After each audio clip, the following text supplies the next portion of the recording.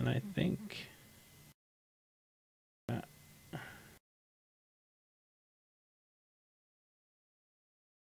okay, I think we're live. Yes. It is alive. We are live on Facebook Live. So while we are waiting for our friend Jennifer to join the call, well, we can maybe just hold on. Yeah, okay. Here. So, let me add right here. Silver. Here we go. Add.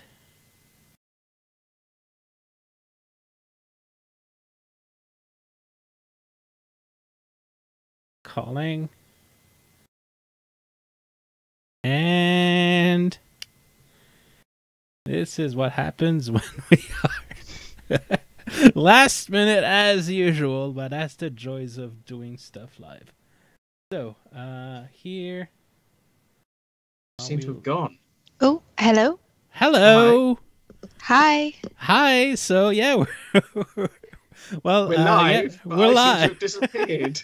There you go. You're back. You're back. Don't worry about it. It's being a little jittery, but yeah, it's Skype. Don't worry about it. So, well, hi. Well, James, you're technically the host. So, how about you have a go at it? Well, hello everyone. Welcome to episode 3. And I'd like to introduce everyone to Jen. Jen runs her own website based on Star Trek novels. You want to introduce yourself, Jen? Talk a little bit about what you do. Yeah. Yeah, I'm Jen, or Genevix. That's already been said. I just have a blog called Trek Tales, which I have been very remiss in updating lately because I got married this year and everything went to, Congratulations. to a wedding, and then I just got completely kind of like sidetracked and haven't got back to it. But I'm kind of got this project on that I'm kind of trying to read every single original series novel that's been released. I've done like 54 or so, I think. I might have a few more done, but I think offhand it's about 54. At the moment, I'm most keen on the earlier ones. I'm really also into fanzines from the 60s, 70s, and 80s. And I'm active in various kind of fan communities, most the original series. So, yeah. Okay. What sort of authors? Just all authors, or is there a particular favourite of yours? Or honestly, I tend to prefer the female authors and the earlier ones at the moment. There's some fantastic just madness that goes on in the early novels, and it's mainly women. I think it's something like 80 or 90%. I think earlier on it's like kind of 80 or 90% sometimes every 10 books, which are women authors, which is just phenomenal compared to like the state today, where it's all men writing TOS books, which is really kind of annoying because, women have different tastes in literature at times. Mm-hmm. I mean, we can enjoy both, but there's not much. So you got there's Una McCormack that just released a book for well, it was for not original series, it's for Discovery, but still, I hear it's a very, very good one for Tilly. Called what was it? What's its name? Well, anyway, it's. I'll have to Google it up, but yeah. What do you have to do? No, sorry. My mind kind of failed on me. Sorry about that. McCormack, but yeah, I heard very great stuff about her book for Tilly. Una McCormack. Yeah. Yeah. On the way to the stars. Yeah, that's the one. It was just right, released yeah. a few weeks ago. But you don't like Discovery too much, do you, Jen? You can be honest. I mean, seriously, many people seem to think that I'm of this very much. You must love it. No, if you don't like it, you don't like it. That's fine. But it's good to hear why people don't like it, but in a rational way. Does that make sense? I don't particularly like it when people just scream.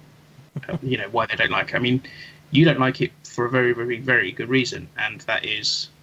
I know we've talked about this before, and before, like earlier, I was trying to find a way to kind of describe it, but I think the easiest way and the most like non kind of confrontational way to kind of describe what I don't like is like it's not necessarily that I'm kind of I'm screaming like it's not Star Trek, not my Trek, leaving all that behind.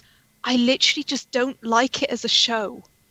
And like when I stripped it back, kind of got some distance from it, from the initial kind of like I realized that I just didn't like it as a TV show. And if I'm not enjoying it, then I don't want to watch it. And my husband doesn't enjoy it either. And we're completely like two different kinds of sci-fi nerd, he enjoys Star Trek, but he's more Stargate. And, I like the kind of gritty dystopian future stuff, but then when it came to kind of Discovery, there were so many things that kind of went that I just couldn't enjoy it. And I got through 6 episodes, and then my husband went, no more, I can't watch another episode. And I went, nor can I. See, I mean, that's fine, because you've made it 5 more than most people. Most people tend to judge it on what they saw. There was the free episode on CBS before the second episode, so it was Vulcan Hello was shown first, and then Battle of the Binary Stars. Only the Vulcan Hello was shown on quote unquote free TV. Like the second part was like only on CBS All Access, so like a lot of people got caught off at a not the best to get a full taste of what was to come. Yeah, and so like I've said, you made it 5 episodes more than most people, and you made an informed choice, and you viewed it and you didn't like it, but that doesn't seem to compute with most people. They seem to think that after 1 episode they can make an informed decision. So, which is why, when you said to me you don't like it, and we've talked about it before, you have a justifiable reason not to like it. You've seen enough of it. You've judged it on you've seen. I mean, I will say that as you get further into this season, especially now we're in season 2, it does get a little bit more Star Trek orientated. But again, I'm not going to say to you, you must watch it, because if you don't want to watch it, you don't have to. So. Yeah, I think I'm more likely to kind of come back to it in a few seasons' time. And I haven't got a problem with reading summaries, so I can imagine maybe picking it up again when it starts to interest me a bit more. If a summary of like an arc kind of interests me, then I'm willing to give it another go. I do. I feel like in some ways, some aspects of Discovery, I don't know, other places have done certain aspects better. So then when it's kind of like introduced into Star Trek for me, I'm kind of like, well, I can see what you've kind of tried to do, but I can get this kind of, stroke this itch, scratch this itch somewhere else and better. Or, I'm kind of like picking things out where I feel, and some people, get really hung up on this, where they about Michael Burnham and about her association with Spock and things.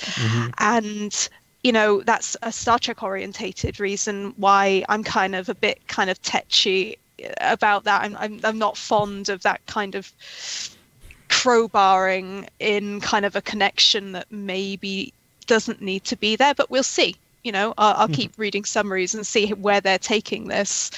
And since you're more novel orientated, you might want to give a go at one of the few novels that were written. One is about Kodos the Executioner. It has barely nothing to do with discovering itself. It's basically just you have Lorca on not I was about to say Sisters 3. I'm sorry, on was it what's the planet? Well, you know planet with young Kirk and everything, and basically dealing with the consequences of that massacre and everything.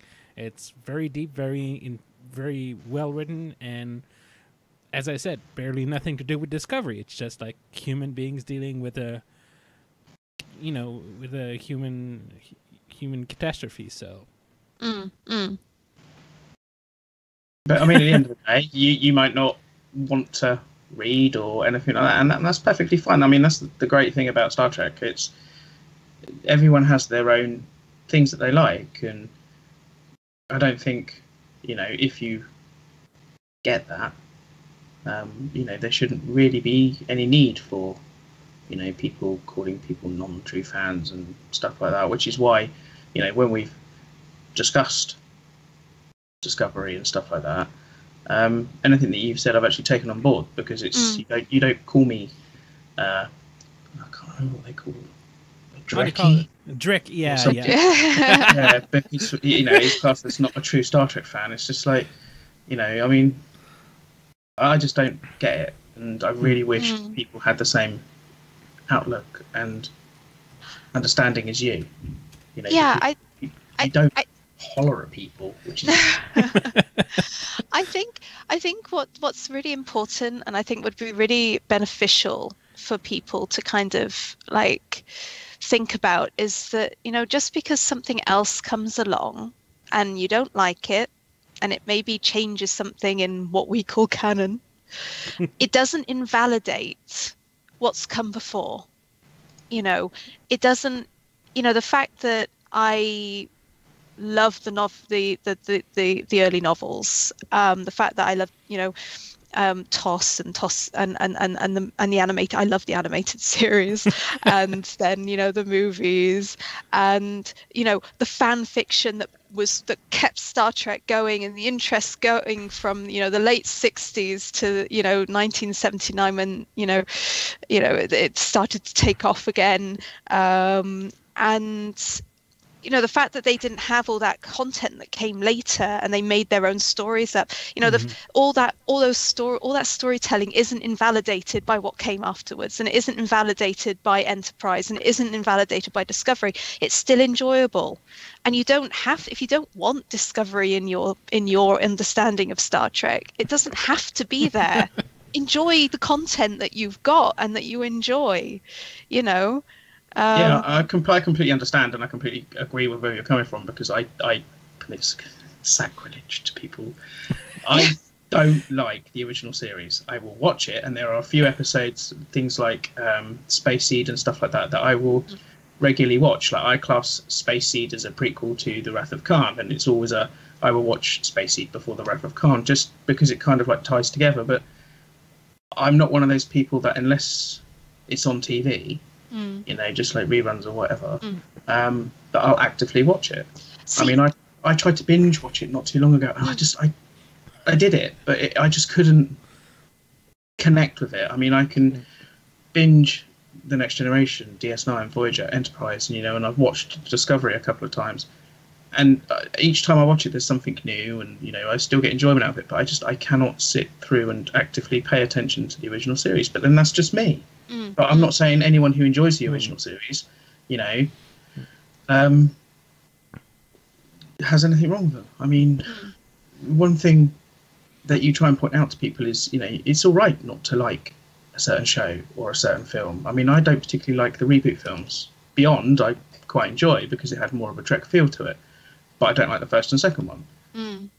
But I don't tell people what they should like. It's not my place. It's, I think it's kind of like this fear it's like this fear that fans have that, you know, if people enjoy something that they don't like, then maybe, you know, the studio will listen to them. They'll listen to them more than, you know, the other more than themselves. And then, you know, they'll never have content that will ever come back, you know, be something that they enjoy, you know, and it's this kind of this fear deep inside their breast, you know, that's kind of like, I must disparage all progress because I won't get what I want. How well did that kind of reasoning worked in the history of humankind? Yeah. You know, you know, another thing I think, you know, is interesting as well is each show has honoured the show that came before it in its own unique way. I mean, we had, you know, the 100th episode of Voyager had George Takei in it. Then we had Trials and Tribulations in the DS9. You know, okay, yeah, it was. I think it was like to cross over with a big milestone. But then it was for the 25th. Oh no, the 30th anniversary of Star Trek, basically. Those 2 episodes. Okay, yeah. But it's also like, you know, everything honors its own way, and I mean, with Discoveries, I've noticed, you know, just little sound effects or, you know, things like that, which people say, oh, they're only putting in there to appease people, but it's not. I find that as a way of them honouring what came before. You know, trying to, even if it does look visually different, trying to have some sort of continuity as well. But that's just me. I mean, there are certain aspects of Discovery I do not like, but for me, I try and judge everything by its own merits. But yeah, I think Jennifer was here for a certain subject. I need to kind of rail that back in into the topic, because Jen, you came here to talk about a very special novel. Yeah. If I'm not mistaken, want to try to start, but funny thing, every time I tried reading that novel on an e-reader, I lost the 2 times I lost that e-reader. One time was damaged, and one of the time I think I forgot it in a bus or something. And like it's every time it's like start the first, second chapter, and then poof, like the e-reader's gone. So I have no luck in that. Although I read the first few chapters twice, so. And I can say, yeah, it starts in a very interesting place. Yeah. So basically, we're talking about the novelization of the motion picture. Just before we. Yeah. Before we go any further, and don't ever mention what the title is. Exactly. Yeah. I honestly think that the motion picture is, I won't say incomprehensible without the novelization, but I'd say that you get so much more from the motion picture once you've read the novelization, because it explains so much. There are so many scenes which you're kind of like, oh, that's a nice scene on Vulcan. I wonder what's really going on there. What is Spock doing there? What in this mind meld? What actually did happen? Why was he so upset? And you're like, you know, and then you read the novelization and you go, oh my words. You know, it's all explained here. He had a psychic connection with Kirk, and he heard Kirk across thousands of light years or whatever it is. And you're like, oh, so that's why he couldn't achieve Kolinahr, because he was thinking about Kirk. Or because he was in love with Kirk, but... Well, that too. I wasn't going to bring that up. Oh, come on. You can go ahead with that. We're not prudes. Yeah, I mean, the thing that I think it never really made much sense to me was the fact that he could, you know, he knew about Vija way before, you know, he was ever anywhere near it. You know, that it was always something in the film that kind of like not irritated me, but didn't really make too much sense. It's like, you know, we're supposed to believe that Vulcan telepathy can span light years. Well, it was demonstrated a few times in the Star Trek universe before. Like when when the starship exploded with all the Vulcans on board, and Intrepid. Spock was like, "Oh, the cries of Vulcan deaths," and that face, like, you know, actually one that often gets forgotten is in Star Trek. It's Enterprise, but it's still still counts when T'Pol and Trip have like that mental connection. So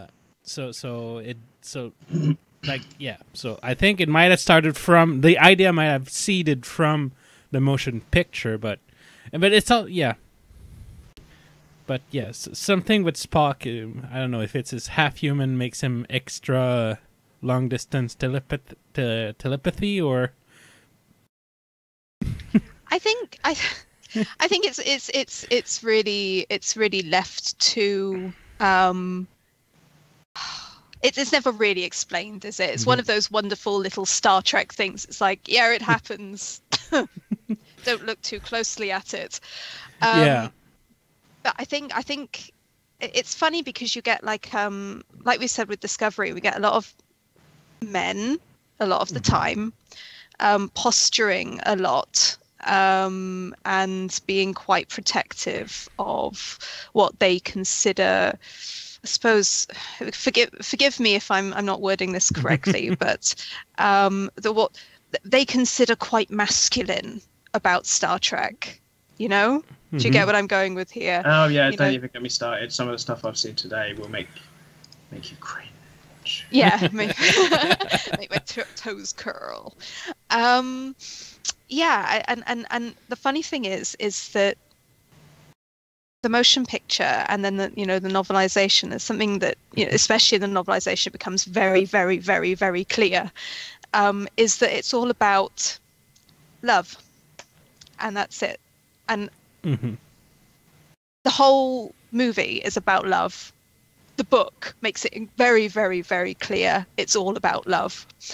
And no matter how whatever way you spin it, whether you're not a fan of K/S / Spurk, whatever way you want to call it, or if you're not a fan or you are, or whether you want to see it, whether you see it as a bromance, whether you see it as this deep friendship, this brother kind of relationship. It's reflected in Elia and Decker.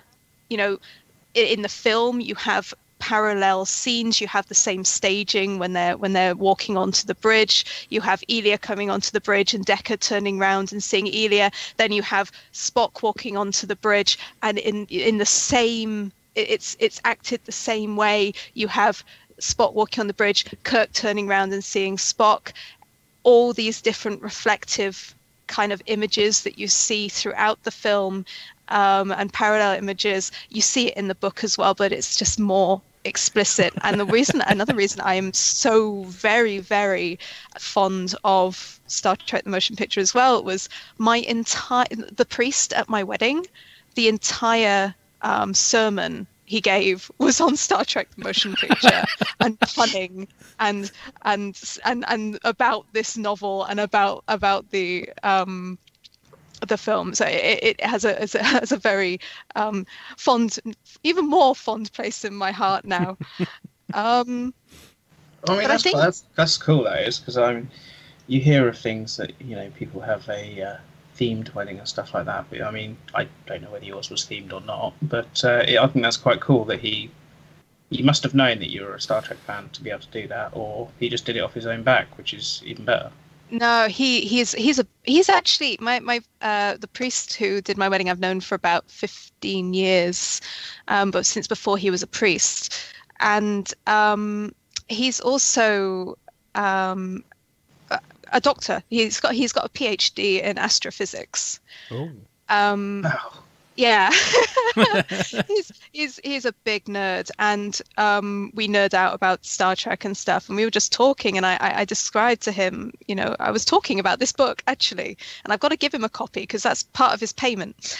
And I was saying, it's this whole thing's about love, and I've actually, I'll have to send you a copy of the sermon. He's put it online on his website as well. He was very proud of it. And he basically, you've never seen so many sci-fi and Star Trek puns in one kind of page. It was a work of art. I'm getting sidetracked again, aren't I? I'm a terrible beast. Oh, that's all right. That's all We're right. having fun. That's the joys of live streaming. That is, it means that conversation will just branch off, and that's the best thing about it. That's why I wanted to do it live and not record and then edit, record and then edit. So it just doesn't feel natural, but that's me. Yeah, I mean, I've got like the book kind of in front of me here, and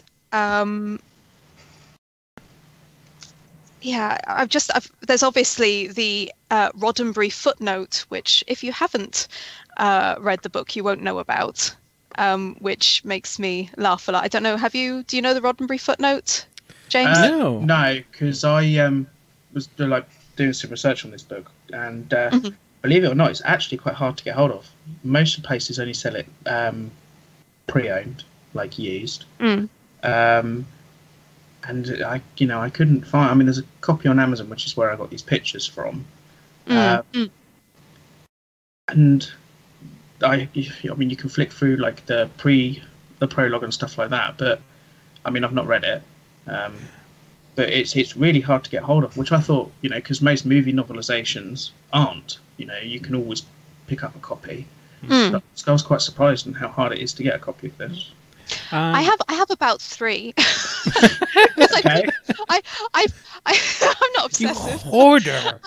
I tend to pick them up. I kind of bulk buy books a lot, and they tend to be in these bulk purchases of books. Okay. But yeah. Would that footnote be about the voyages of the Enterprise being romanticized a bit, or that's like more of a? Because I remember reading that part where basically it's kind of Gene Roddenberry. Is it Gene Roddenberry as kind of a journalist in the Star Trek universe, and saying that's like in the. So yeah, you go. You'll be able to explain more than I. Yeah, there's a funny introduction to this book, which there's Admiral Kirk's preface, where it's written as if Kirk is kind of being a bit kind of what's bombast. What's the right word? He's, with all his bluster and everything, he's, there's that preface from James Kirk, and there's also an author's preface where Roddenberry is kind of apologizing, for how I guess he's depicted the voyages of Enterprise, and that he's kind of exaggerated in some parts. Where was it? I'm just trying to find it again.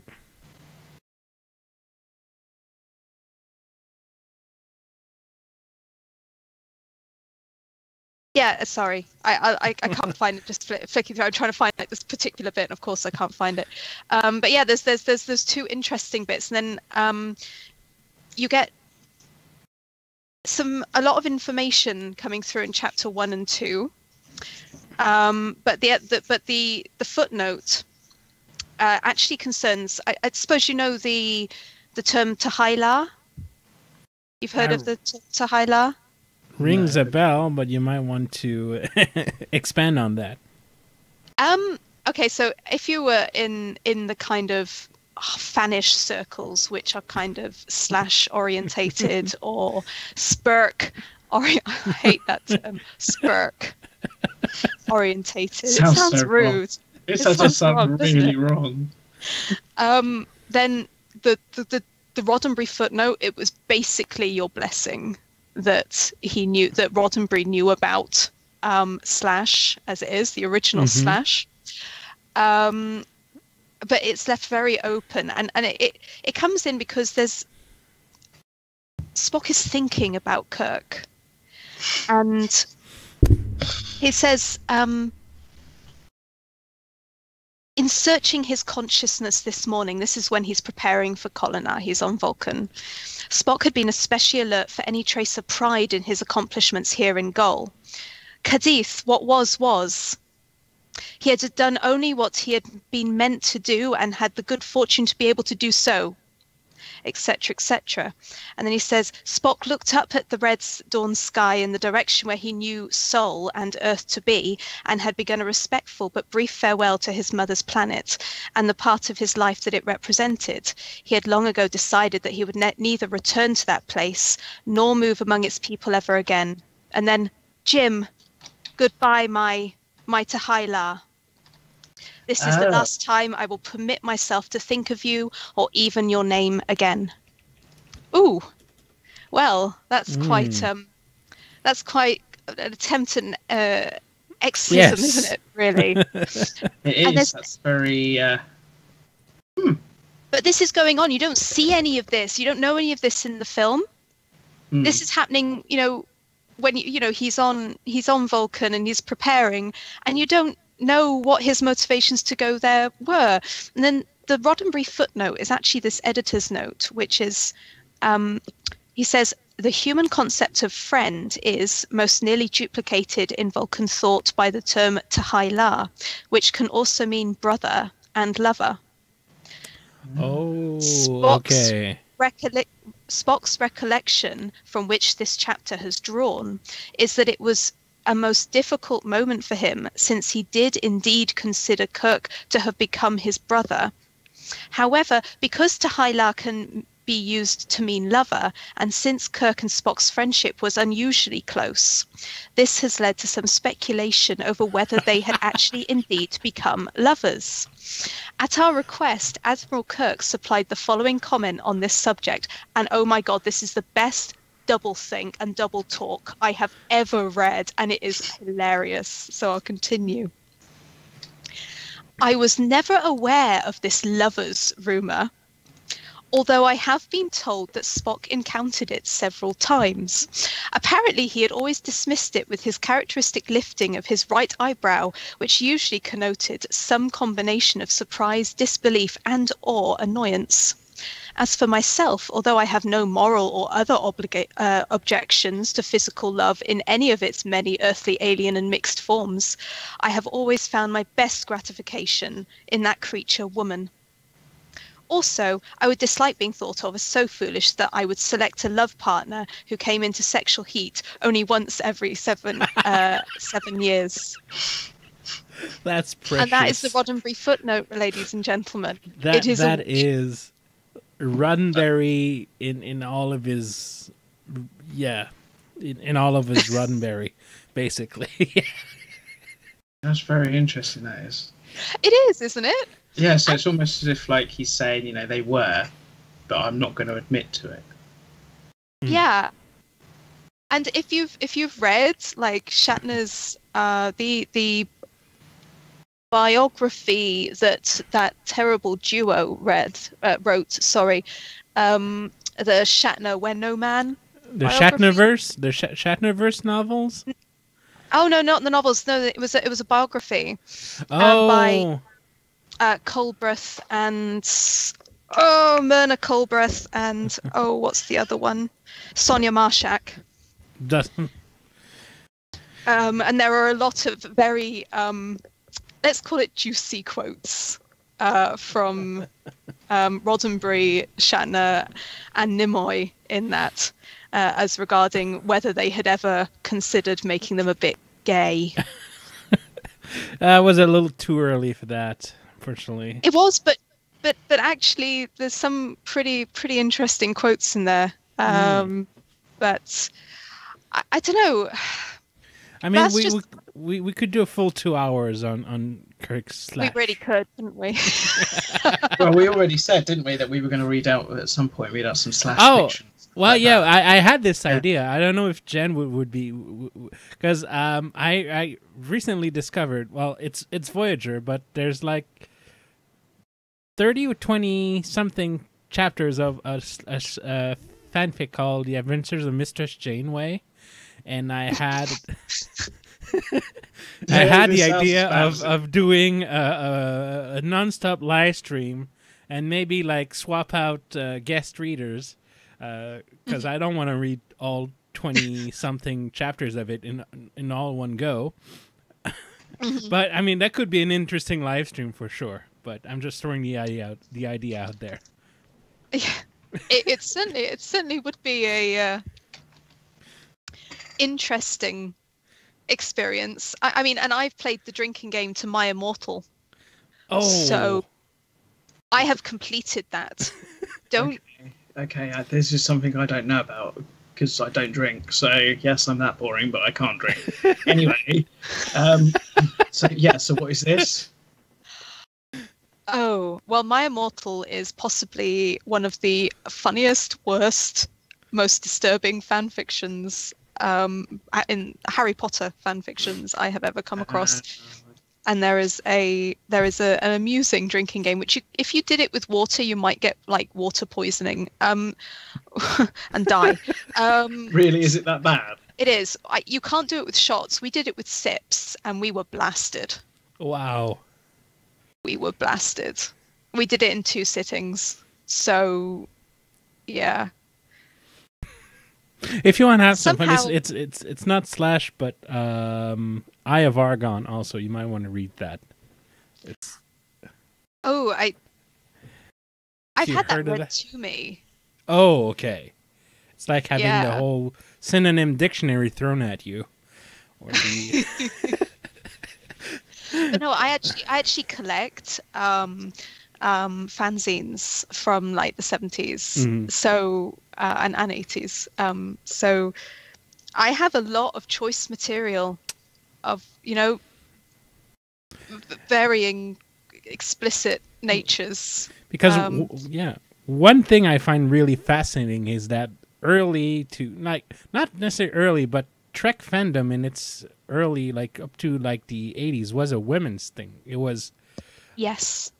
basically you had Joe Trimble who basically saved Star Trek with her letter writing campaign. You had DC Fontana who basically wrote the book on a lot of she wrote the book on Spock basically.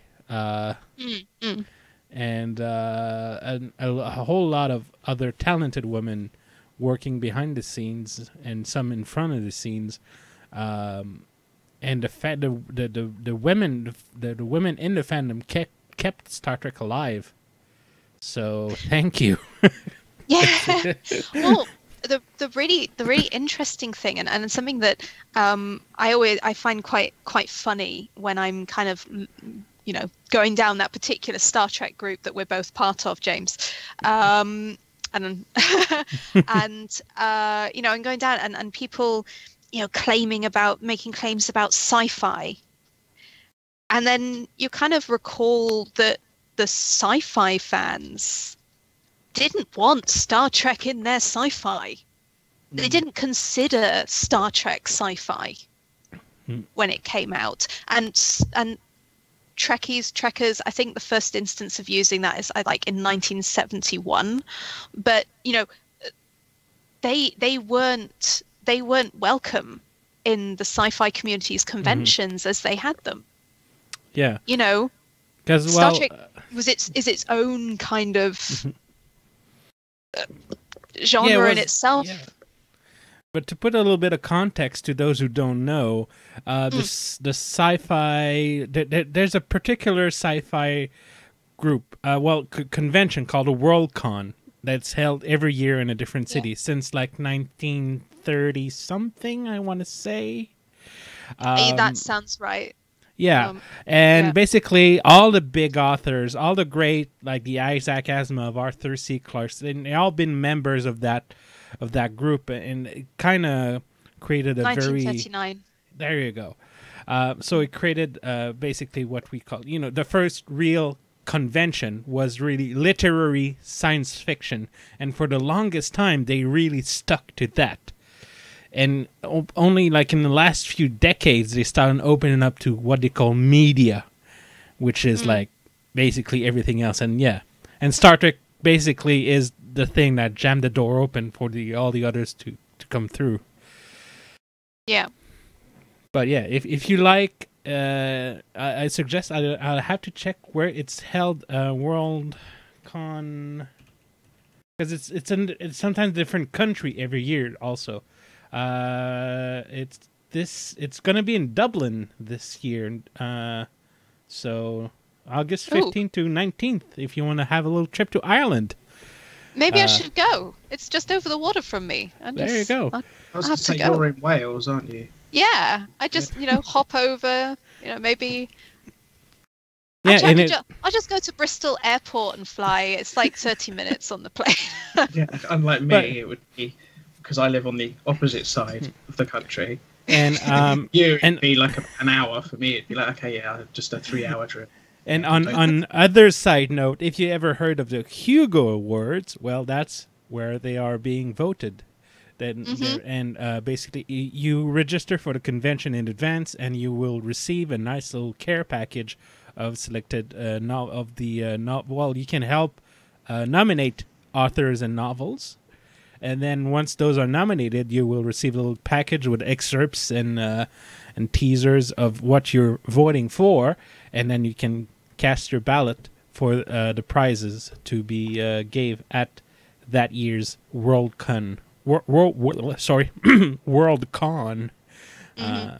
Sorry, I've actually ran conventions in Quebec, so I know my convention history. I studied, so I feel to. I make it a point to educate people whenever I can, because I know it's something that is not well known and needs to be put forth a lot. Because I remember in 2009 there was a Worldcon in Montreal. I didn't know about it, and then I discovered Neil Gaiman, who was then the guest of honor at that con, and then I realized I missed. And then he said I could have met Neil Gaiman in Montreal, in my hometown, but no, I didn't know about it. So that sucks. I've only ever been to one convention. One day, James. This was. Yes, that's pretty much what it was like. Nah, it wasn't all fun. But it was like when I was, I think now, probably about 10, 11. It was down in Southampton. It was when they had the Enterprise B bridge there, the original series bridge, loads of little stuff. It's many moons ago. You're old, James. You're old. Actually, but going back to I'm the oldest one out of all three of us. I don't think I am. I think. Well, we'll have to discuss this outside of the airwaves. Yeah. Anyway.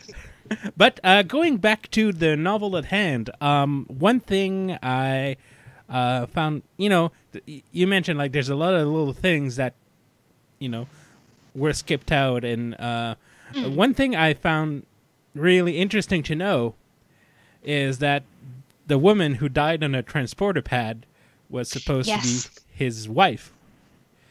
And lover, kind of. Lover. Okay, so not kind of, yeah. Okay, and that the way he played it kind of makes sense. Like you see, like he's hurt, but if we would have known, it would have added so much impact to that scene.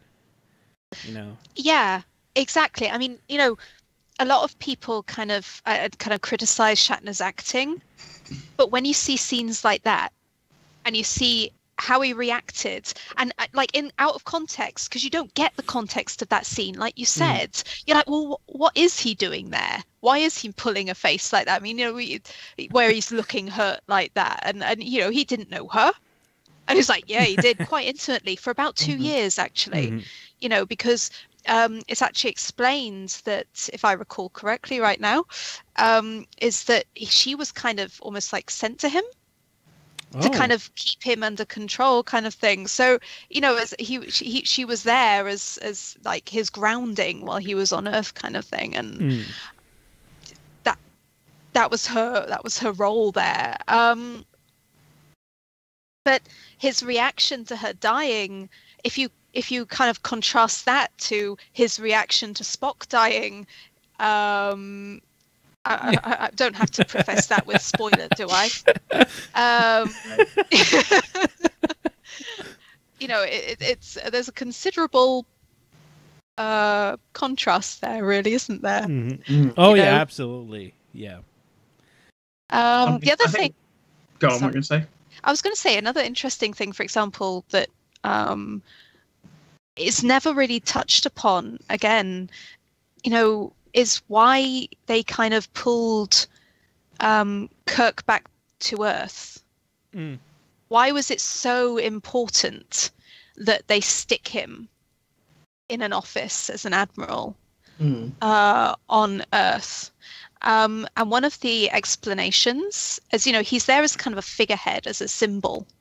And one of the explanations and things that you're not told about anywhere else is that there's this concept called the new humans. Okay. And you don't learn about the movement in the film, but you do in the book. And in the book, it gives an indication of the malleability of human thought and the importance of individuality in an increasingly homogenous society. And the implication is that Kirk was made an admiral and kept on Earth at the end of the 5-year mission as representing the best of humanity and the pinnacle of individualism, as this kind of other movement of humanity is moving towards this homogenous identity. And, you know, it kind of makes sure to describe that of how Starfleet and its personnel are kind of like old-fashioned, and that these new and more advanced homogenous humans, they're moving towards a group consciousness, and they're kind of wooed by the greater intellects of like the Vulcans and other kind of aliens, and this kind of like infatuation with the these greater intellects are what are making them unsuitable for deep space exploration. And the other thing that's pointed out is that the new humans are like super critical of Starfleet, and Kirk was used as a pawn to secure their support. Wow. And all that information you don't get in the film. You know, you don't get all the questions are answered as to why Kirk was put back on Earth. It's because of the new humans. It's because they needed someone that they could aspire, that people could aspire to, that was something greater than the amazing Vulcans or the amazing X-alien, Y-alien. You know, there had to be a human that was amazing, that would kind of rally these kind of like non-thinking humans. That is Roddenberry again. Roddenberry at his most hippie. Like it was. Well, that was still. Well, yeah, that was middle of the road Roddenberry. Like, not. Yeah. That's.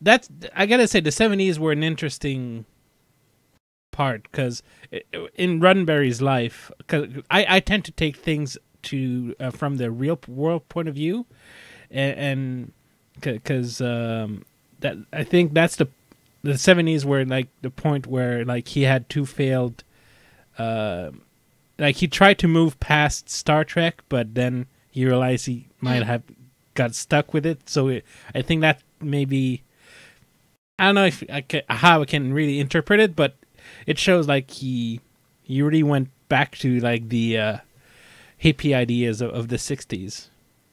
With a twist on a 70s kind of spirituality, and it's there's a lot to unpack there, and I'm not the best suited guy to but I can see that's interesting. And another like really interesting bit is like, you know, McCoy has left Starfleet, right? Yeah. In TMP, and he comes back. You know, support Kirk, really. And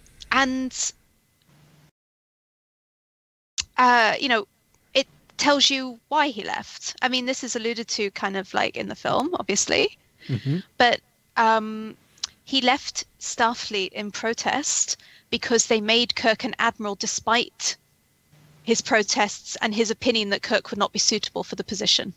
Oh, okay, yeah. Again, that makes sense. And then he went to go and own a discotheque somewhere.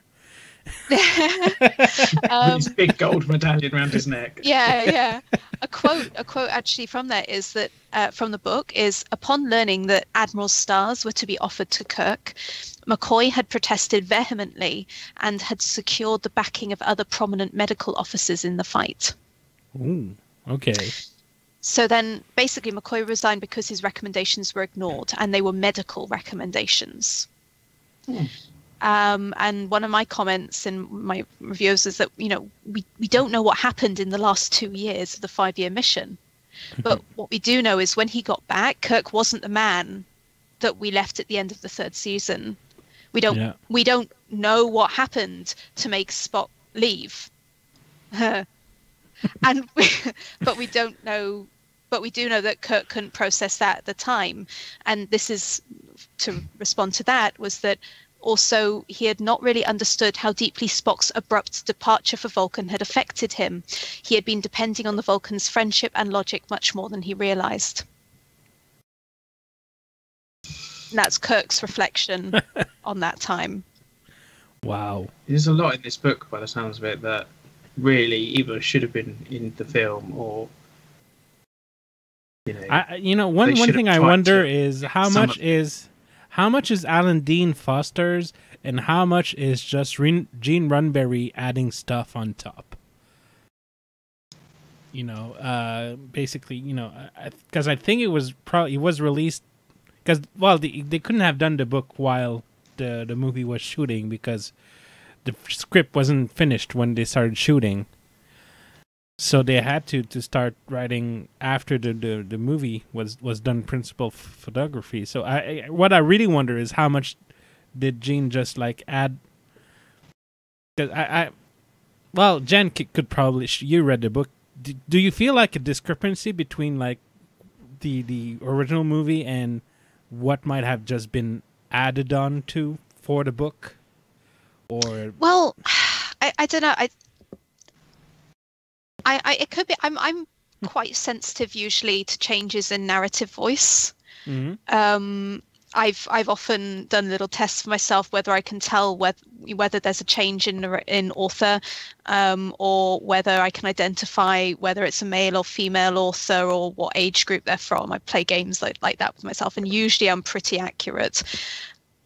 And I don't know whether it was edited really well, but there's no jarring change in the narrative. Okay. There's no point that made me go, that's a different author. Maybe someone else could pick that up, but I haven't found that, and I'm usually pretty good. Okay.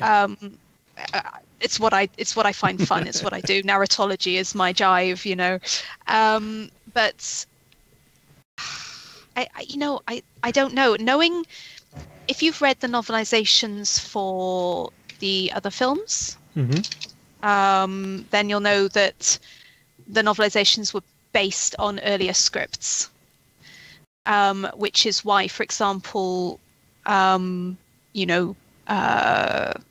brain's gone back. Yeah, there's a good example in the Generations novelization where you actually get to see or get to read about the sky jump that Kirk does, which was a deleted scene for the film, but didn't make it into the film, but made it into the book. So I mean, there is examples like that of how things can differ. Yeah. Yeah, in Star Trek 2009, they instead of having a fight on the Romulan ship when they beam aboard, there's basically Spock mind melds directly. There's something with a mind meld. But yeah, it's radically different. Then no, I think they were supposed to be hand-to-hand fighting, or anyway, something changed at the last minute for the shoot, but it ended up in the book. Yeah, Well, like Savik's character. Hmm. The half Well, Romulan part. yeah, the half Romulan never makes it into the film. Yeah.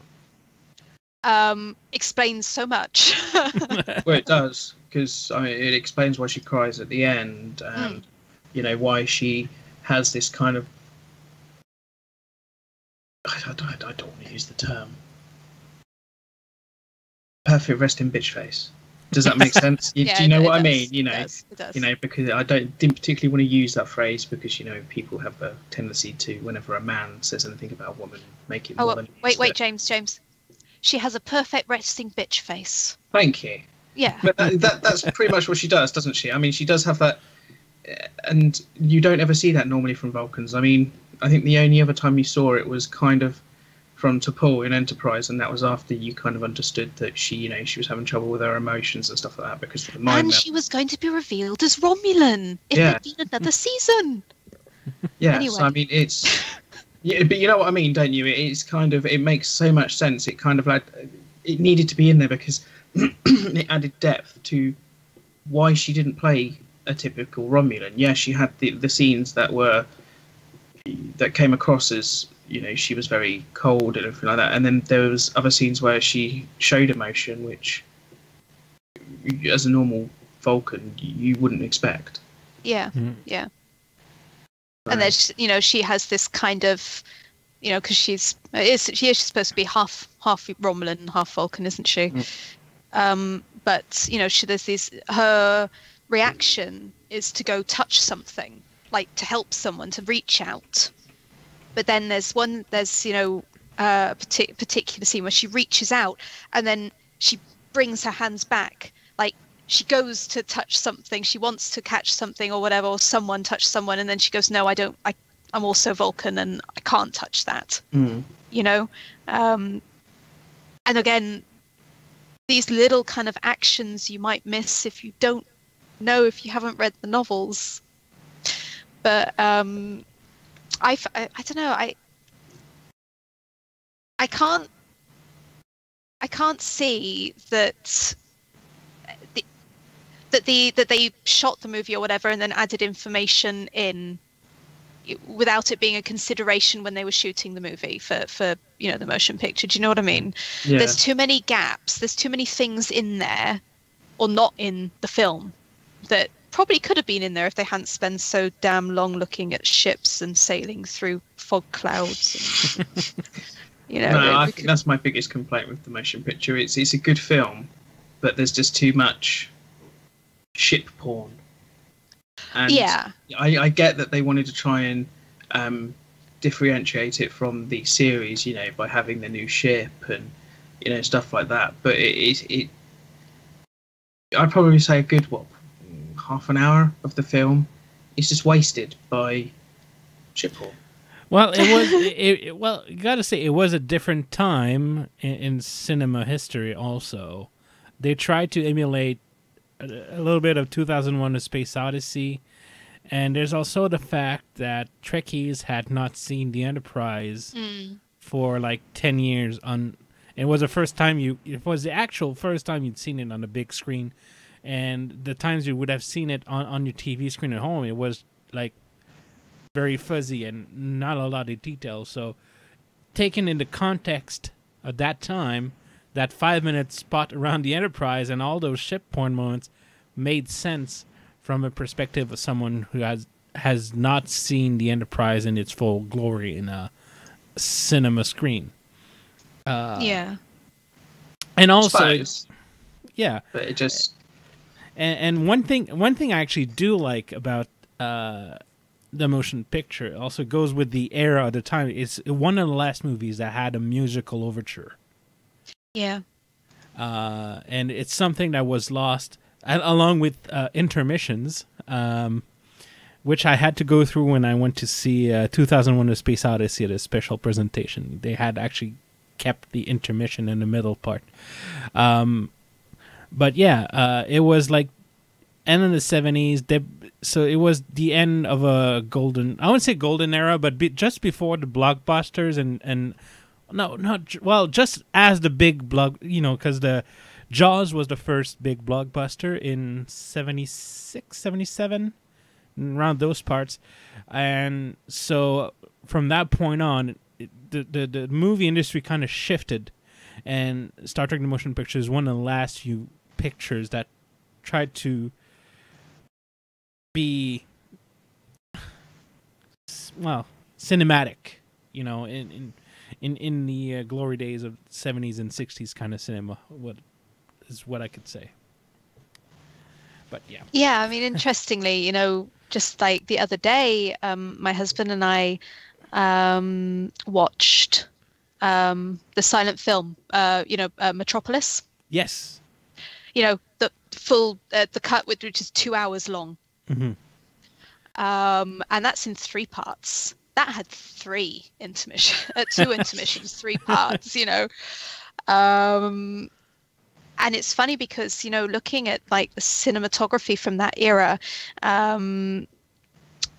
you have these long, lingering cuts, these long, just, it starts to get, for us, it starts to get uncomfortable. At least for me, it gets uncomfortable because you've got these people and they're just marching, or they're doing something and the camera is just watching them for a kind of uncomfortable amount of time. And it's the same kind of feeling. I was trying to put my finger on it and talking about this. It's the same kind of feeling that I get with those long cuts from Star Trek: The Motion Picture. And although I love the film and I love the scores and I love the model making, I do get that kind of feeling of being a bit of such a voyeur. Like something is going on a bit too long and I'm getting a bit uncomfortable. Yeah, I think it doesn't help in the sense that it doesn't help the film's pacing either. You get action and then you get like this big long pause, and then you get more action, then you get, which I would say is probably why the Wrath of Khan is so good, because you get the balance between like the rough and the smooth, I guess. Does that make sense? It's not all you get the character moments, you get the action parts, and you get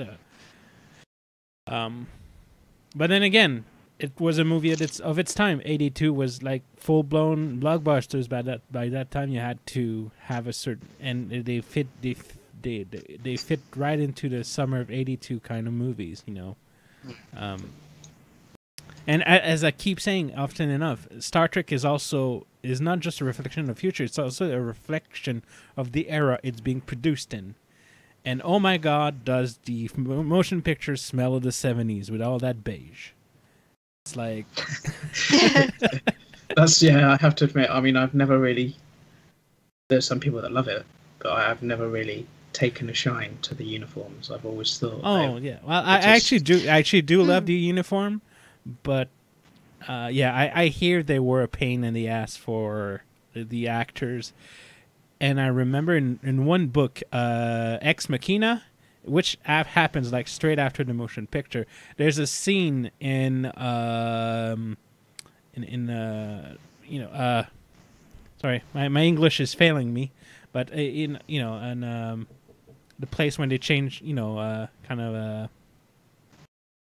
place where they change uniform. Changing rooms. There you go. Easy enough. And you had like a whole paragraph about Uhura like bitching about the booties and how to put on a uniform and how it was awkward and felt weird. But yeah, it was a nice touch on that book, I gotta say. And it's sad because they put so much effort in the booties that fit, like they were like integrated into the pants, but you barely never see them. Like, when in that movie do you have a close-up shot of the boots or of the shoes on those uniforms? Never. Yeah. I was just looking up in Joan Marie Verber's Boldly Writing, which is, I did a review on it on Treksphere, but it's a Trek and fan fiction history from 1967 to 1987, and I remember one of the things that stuck out was they loved it. They loved the motion picture. They went to see it over and over and over and over again. And I just wanted to find like one of her comments. Naturally, I can't.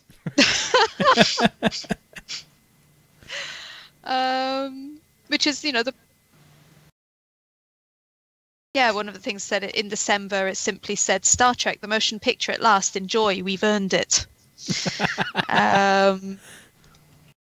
I mean, I can understand that because, I mean, I went to see Generations, First Contact, Insurrection, and Nemesis probably about 10 times each. Yeah, gosh.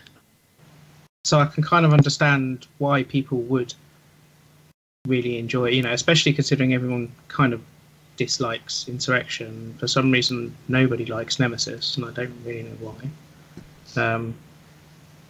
And I kind of do know why, but I guess to me, again, it's one of those, Star Trek had to evolve, and the film evolved in a way.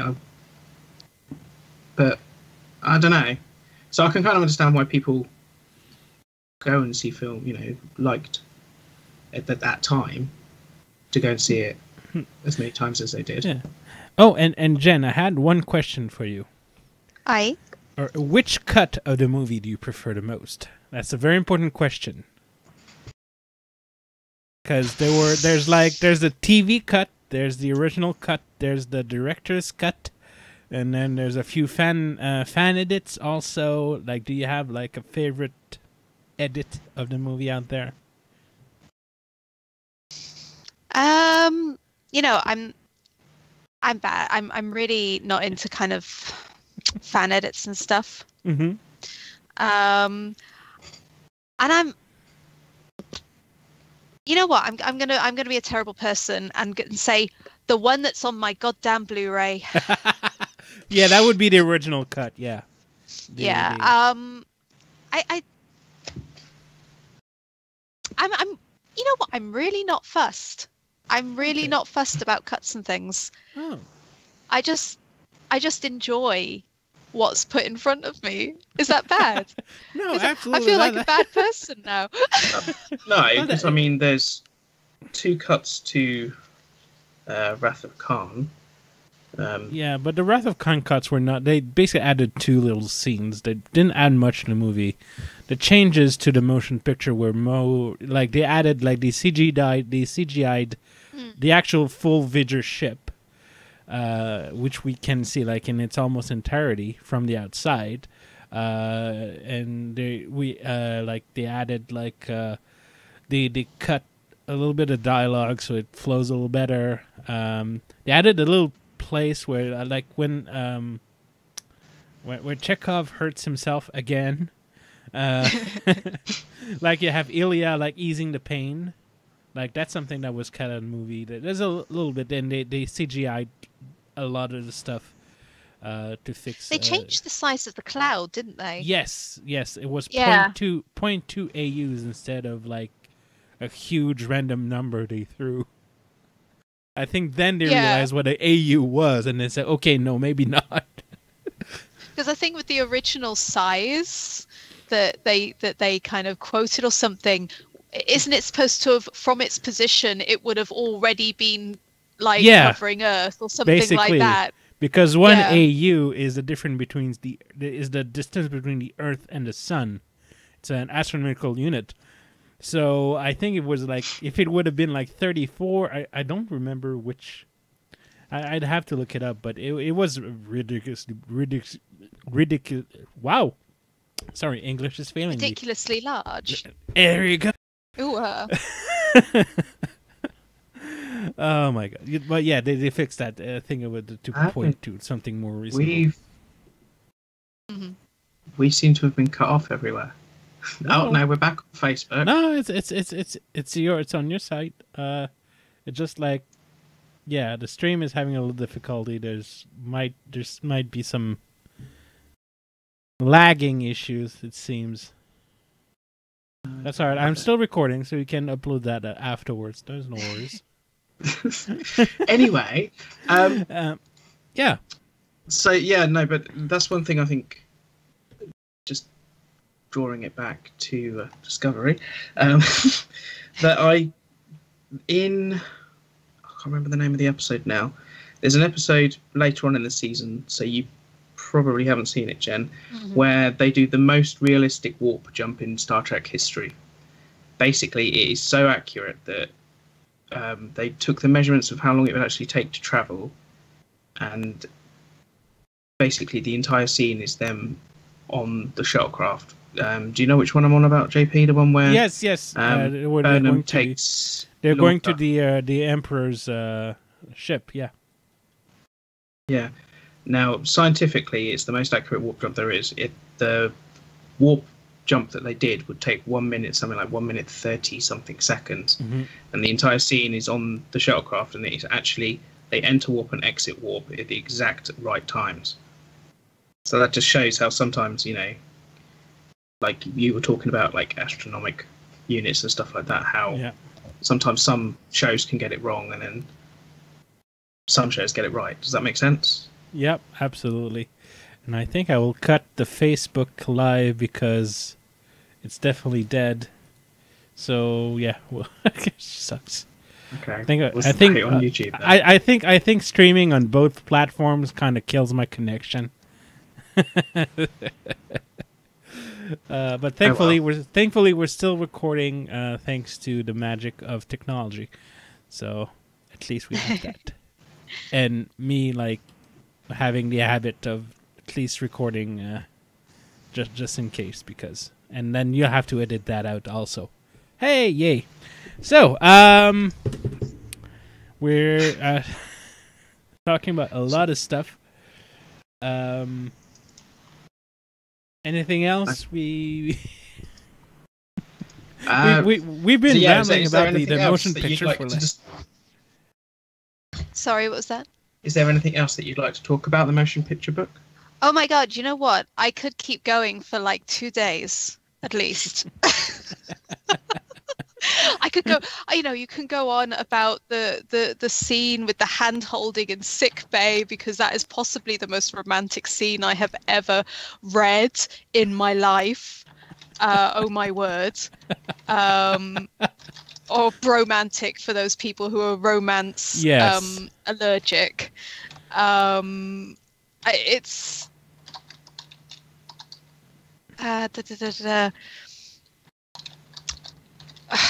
you know what we were talking about Tahila earlier? Mm-hmm. Yes. One of the things is that Kirk lacks the word, right? He doesn't have that concept. Yes. So he describes it. He describes their relationship like this. He says, "But it still felt painful to be reminded so powerfully and unexpectedly of his friendship and affection for Spock. Theirs had been the touching of two minds, which the old poets of Spock's home planet had proclaimed superior to even the wild physical love which affected Vulcans every 7th year during Pon-Farr." Oh man, okay, That's quite funny actually. That is not subtle at all. No, it isn't. But it just reinforces the fact that it was well above, well before its time, if that makes sense. In the sense that. Yeah, well, considering they tried. I think it was the guy who played Garak, who tried to push for a relationship with Bashir, and the producer said no, it's not happening. So even in the 90s, it was still off out of bounds, unfortunately. Yeah, I'm quite surprised actually that they allowed the kiss between Jadzia and. Yeah, but there were sci-fi reasons to it. It was not plain. I suppose, but. There was something. What was it I was reading earlier? There was something that apparently people at Paramount received a lot of backlash over that, and see if I can find what I was talking about. That apparently they received a lot of phone calls, a lot of letters, and everything like that, saying how that they've ruined my child's life. And Oh my god. yeah, I know, it's stupid.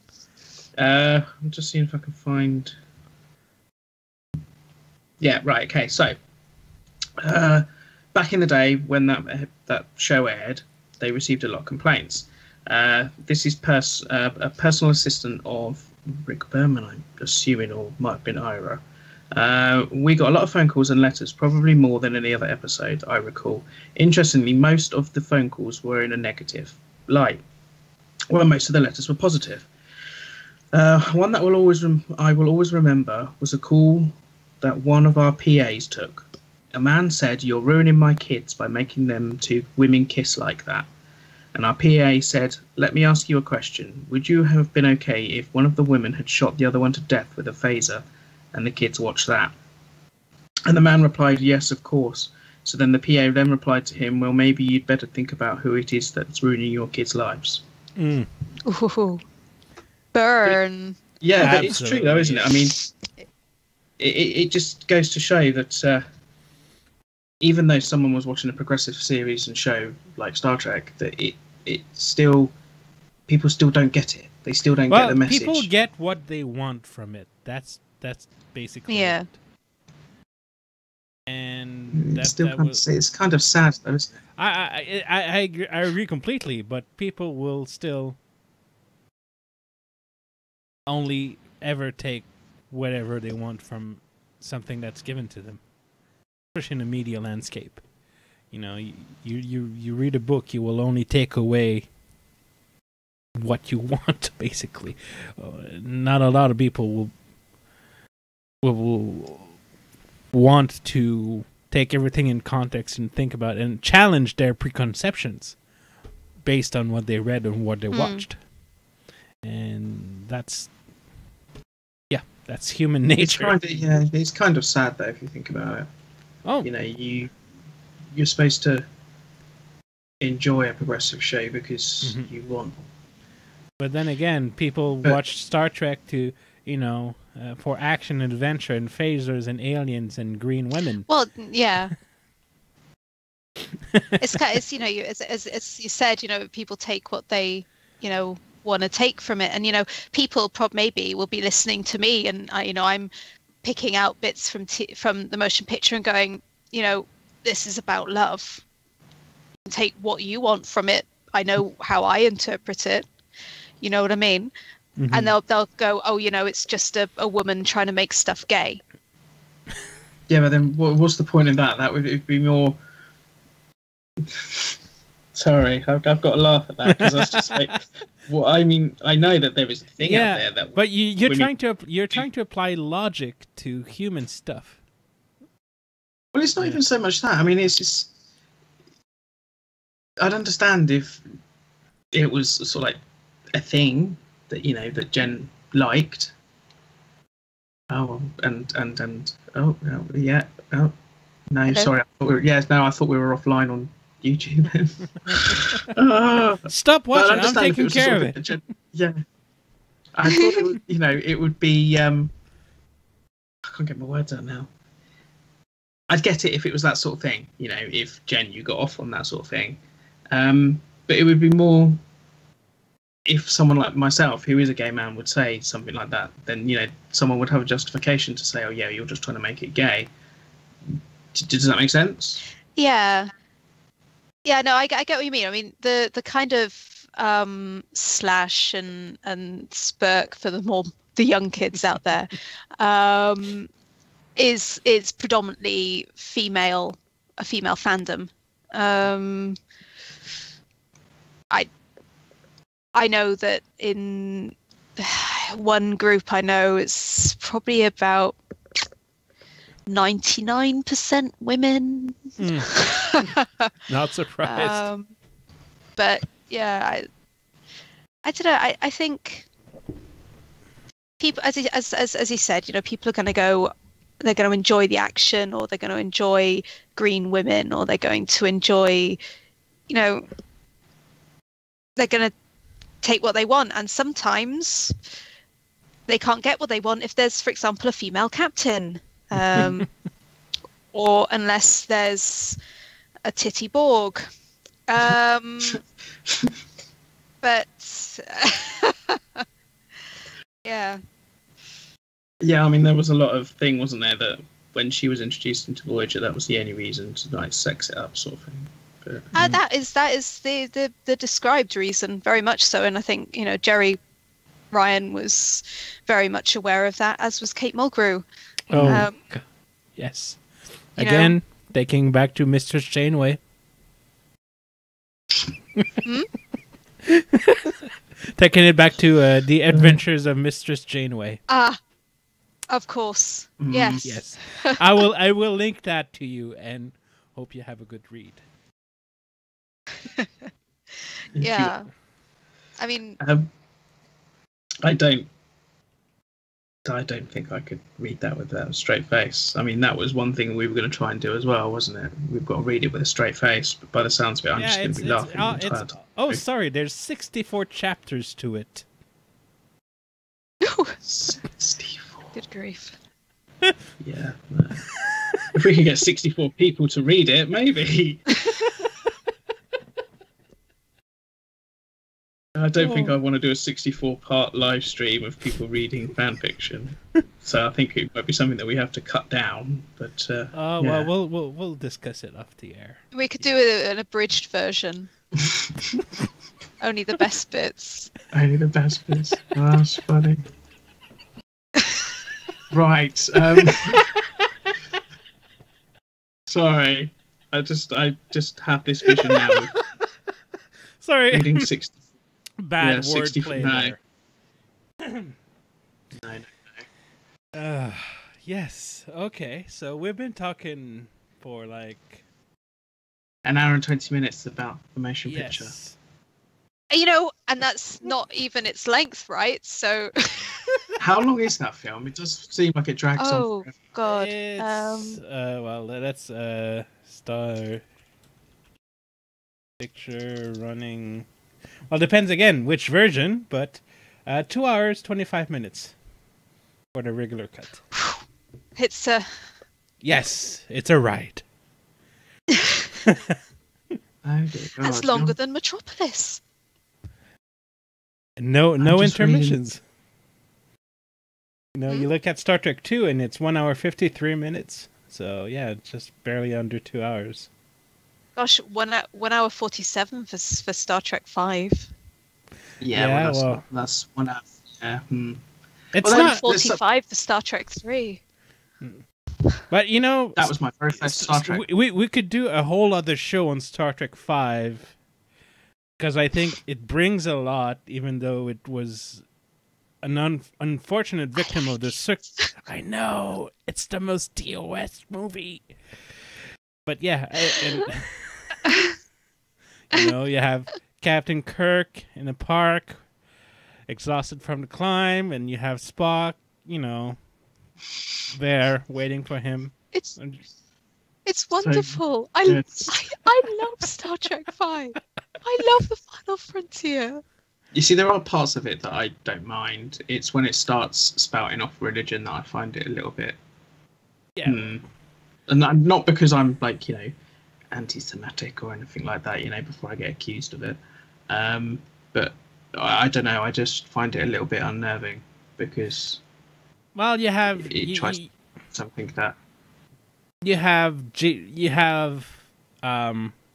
Shatner's ego on one side, and you have a very awful script on the other end, and it kind of clashes with no budget.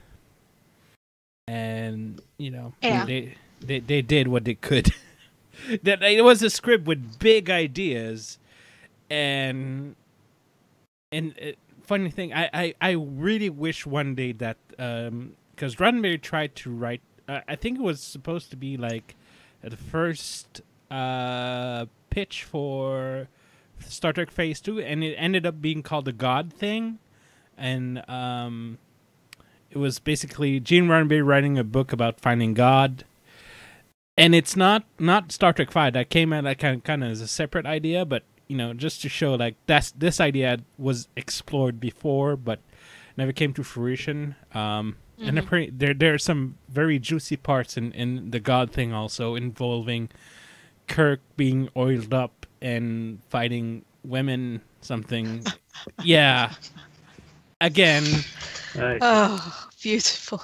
Roddenberry from the 70s, probably with a little bit of a high from certain substances, I would say. He was what he was. Roddenberry was what he was. If you read the books, if you read like the biographies, and you would know what I'm talking about. Again, that's another subject. I hope we can probably have a podcast about demystifying Gene Roddenberry one day, because that was an interesting character for. Oh God, but yeah, the idea of God in Star Trek, which was explored in Star Trek: The Motion Picture a little bit, but not as in your face as Star Trek V. And Yeah, I mean, I don't know. I find a lot of Star Trek V quite. There's a lot of asking, and it doesn't actually give many answers, if any answers actually. yeah, There's Actually- not. Sorry. Carry on. yeah, absolutely, and like basically you have the end where like something is created and you don't know what it is, and never know, another plane of consciousness. They go with some classic tropes there, but Yeah. by the way, what leads me to say I've recently acquired Star Trek Waypoint. It's a little comic book by IDW, and there's a little short story about V'ger and what happens after they merge with Ilya and Decker, and then surprise, surprise, involves Q. So if you're curious, suggest you have a read at it. It's Star Trek Waypoint Special Number 1 was released last month. No, Nice. There's also the. Oh God, was it? Is it Star Trek Legacies? The game that also touches I on played it. It V'ger was and a little creation of bit, the yeah. Borg. Yeah, but I never was a fan of that theory. I found it kind of a little lazy, but I understand why people hooked on it. But then again, it was written by DC Fontana, so I will respect it. Was that? Oh, I didn't know that. I didn't know she wrote Yeah, the the game. I believe, the game was written by DC Fontana. So let me. Yeah, the thing is nowadays, whenever you doubt yourself like the littlest bit, you have to Google it. It's incredible. Yeah. Because you don't want to be wrong on the internet. It's like it's yeah. Just quickly, Sin. when you Google that, you really weren't writers- joking, were you, about this Mistress Janeway thing? I'm just scanning some of this. Oh yeah, she was a writer on Star Trek Legacy. There's a whole chapter called where did I see it? Tom's, Dick, and Harry. Chapter 27. Mistress Janeway. It's just like some of this is just really 64 chapters of nonsense. That's pretty much what it is. But Now you will have to read it now. yeah, maybe. Now you're curious. Now you got curious now, and that's dangerous. Oh. Yeah, but it's just some of it really weird. But anyway, so moving on, so we don't go past the 2 hours. This week's Trek news. Did anyone see the? Well, there was a murder. There was a murder on Twitter. If you've seen it, with Denise Crosby. Oh yes. Yeah, Did you see that, Jen? I did. I feel kind of. I thought it was quite funny. Yeah, but basically, what I felt happened? quite bad. He was trying to be. He was trying to be all like reminiscent, wasn't he? And then like she was like, "Burn."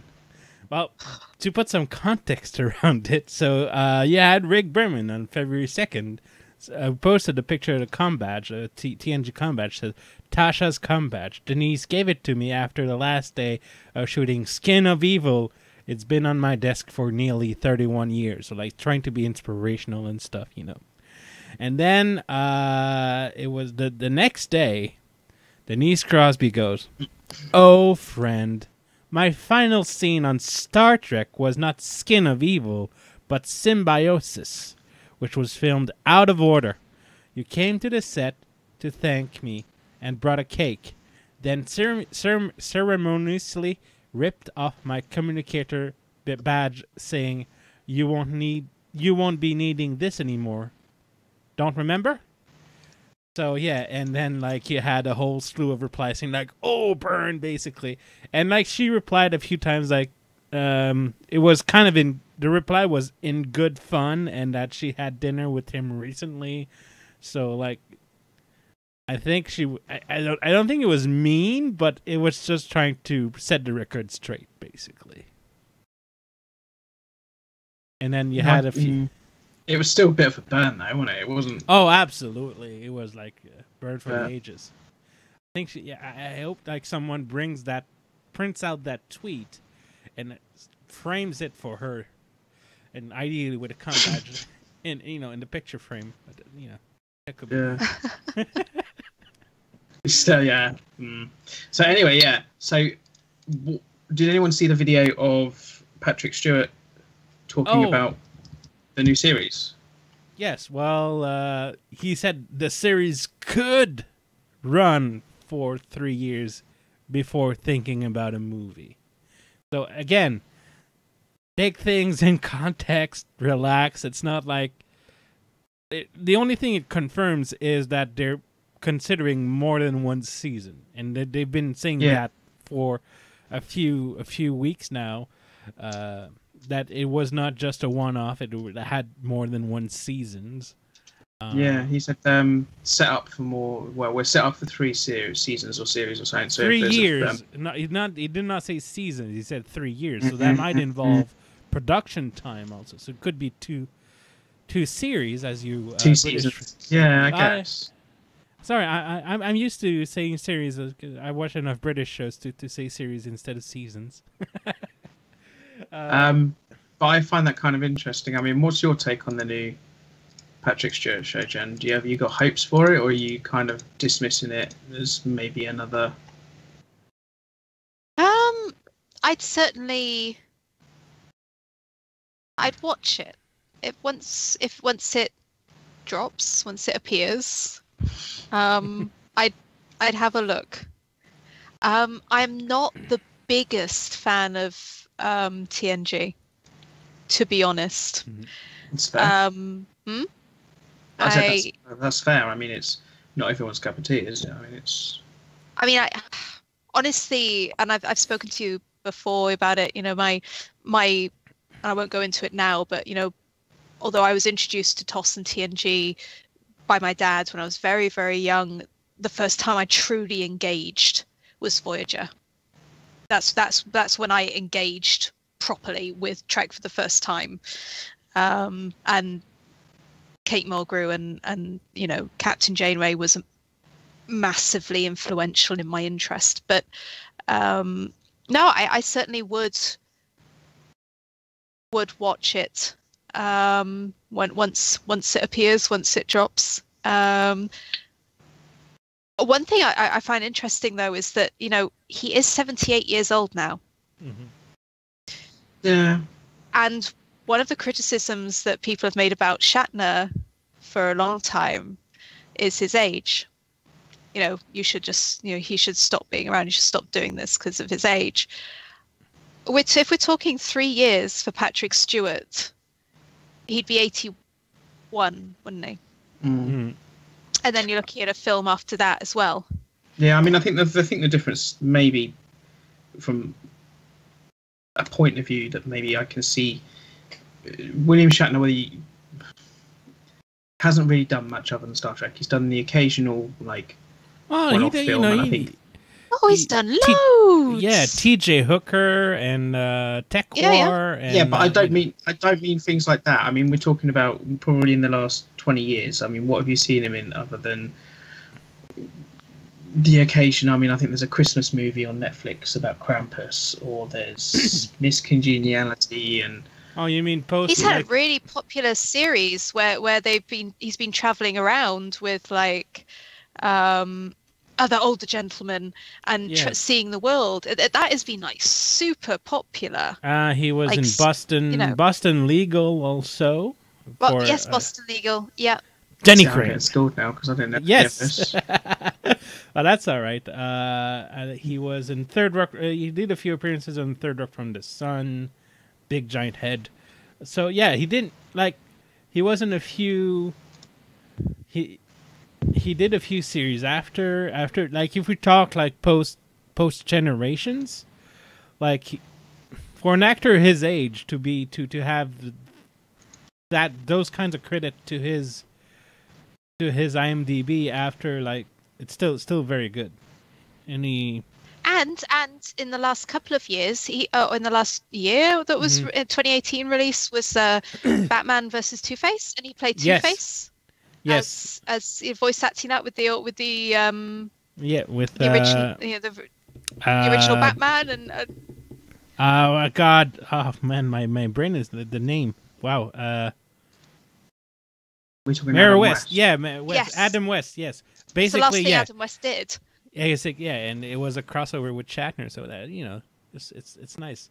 But yeah, one difference between Shatner and Patrick Stewart though is their characters. Kirk was a man of action. Picard is a man of introspection and diplomacy and drinking wine and sipping tea. So that, and considering also that Picard will be shown like as not being a captain anymore, so I think it introduced him. It allows the character to be like where he needs to be for Patrick Stewart to be able to play him accordingly. Yeah, I guess so. I.e., not an action superhero. Yeah, I mean, I always did find when he was a little bit actiony, a little bit cringy. Like he was when he was in First Contact. He was like, super Picard sort of thing, and then in Insurrection where he climbed something that not even I would have climbed, sort of like in my 20s. Or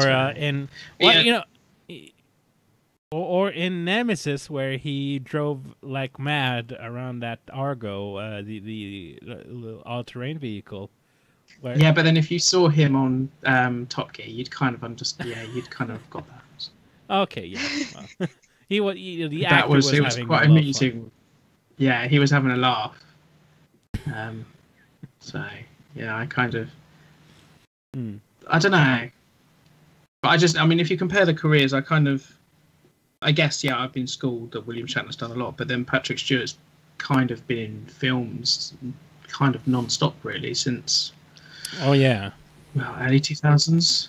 I mean, there's always been a film every couple of years with Patrick Stewart, so yeah, I mean, his age, committing to a TV show is kind of, Yeah, I gotta say, yeah, doing a series is probably more exhausting, because when you do a movie, like, depending on the role, it could be weeks to a month or a few months, and then you're off. And doing a series, you're there for basically a year, and especially since he is involved as a producer, which means he's like there from the start. So yeah, he's on the writing team as well, isn't he? Which is another reason why I'm kind of intrigued how this one's going to play out, because he's very hands-on this time instead of obviously having it. Although surprisingly, we will see him as Bosley in Charlie's Angels this year, which I'm kind of curious to see.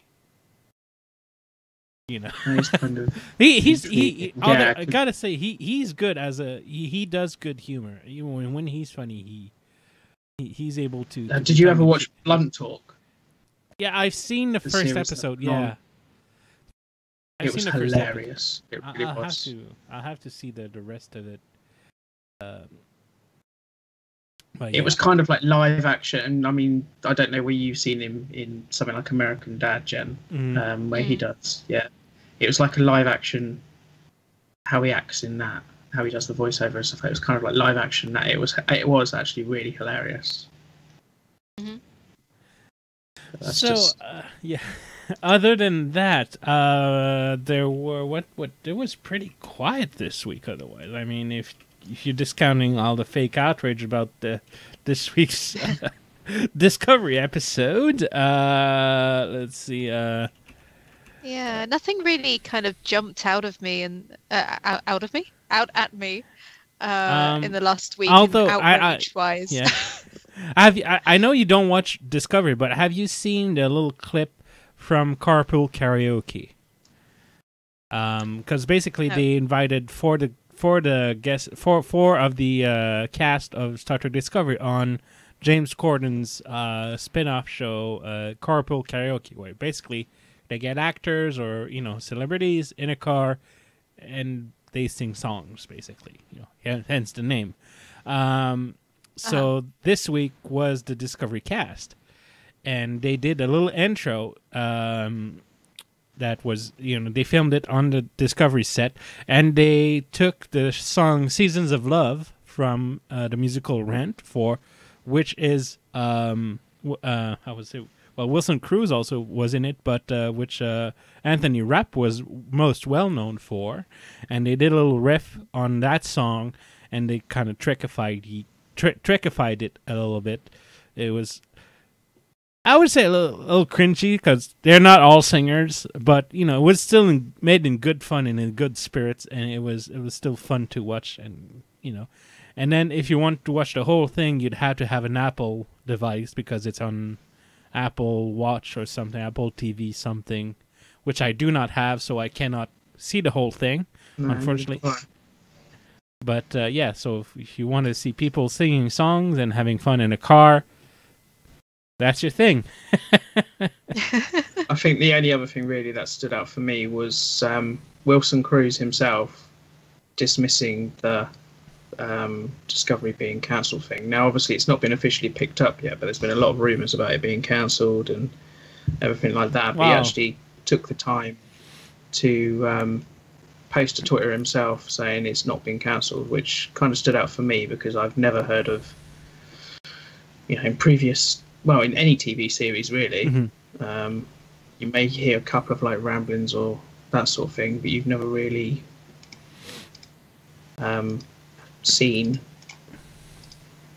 No, So that was kind of the only other thing that popped up for me this week. I mean, it's been fairly quiet. And there's if you want the Enterprise badge from Pike's uniform in season 2, episode 1 of Discovery, which is a nice metallic badge, which is very reminiscent of the original series. Which is available in Command, Science, Engineering, and Medical. They will be available by QMX, both in regular size and smaller size, along with the Mirror Universe pins from with the kind of reverse delta with a sword through, which also will be available. The Mirror Universe will be $14.95 each, US, of course, and the Enterprise badges will be basically $19.95 per pair. So you're gonna have the large one and the small one. So that's nice. Always more stuff to have. Yay! In the Facebook group chat, Jen, I've posted a link to the Carpool Karaoke thing. I saw. Check out. If you like musicals, it's not. Do you like musicals? I do like musicals, but I haven't actually seen one in ages. Have you? I saw Wicked last week. Completely irrelevant, but yeah, that was.